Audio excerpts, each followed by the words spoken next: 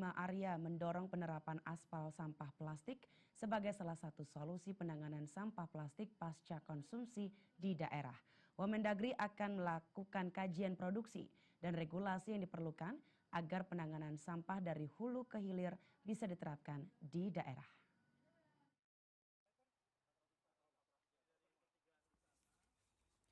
Wakil Menteri Dalam Negeri Bima Arya mengatakan, dari 68 juta ton sampah di Indonesia, 15% diantaranya adalah sampah plastik.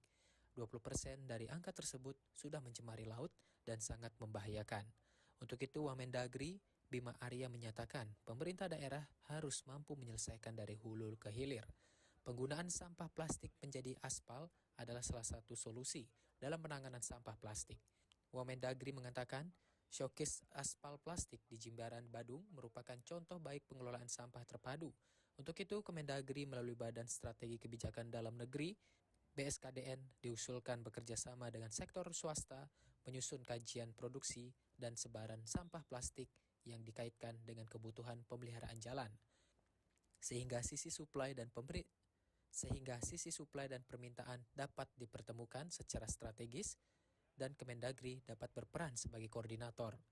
Dukungan regulasi melalui Inpres dan Kepres diperlukan untuk mendorong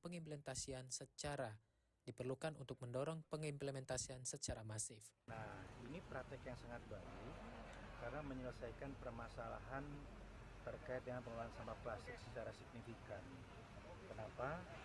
Karena 15% dari sampah yang ada di Indonesia itu sampah plastik. Dan sebagian besar dari itu, 80%-nya mungkin itu kan ke laut. Ini berbahaya sekali untuk jangka panjang. Ini masih belum terpecahkan. Nah, persoalan sampah plastik ini harus diselesaikan secara komprehensif dari hulu ke hilir.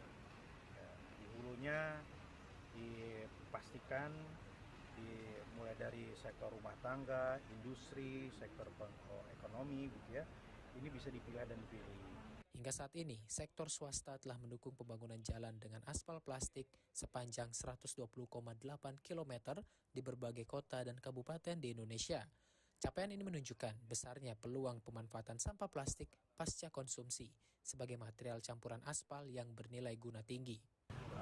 Namun demikian, juga dari inisiatif Sahadat Asri juga sedang memiliki suatu upaya untuk menampung sampah plastik yang akan dibuat sebagai aspal plastik. Nah, inisiatif ini adalah yang seperti disampaikan oleh Pak Wamen, ini adalah perlunya dukungan di semua pihak agar nanti dapat berkelanjutan, baik dari sisi lingkungan, pengelolaan sampah, dan kemudian pemanfaatan ekonomi.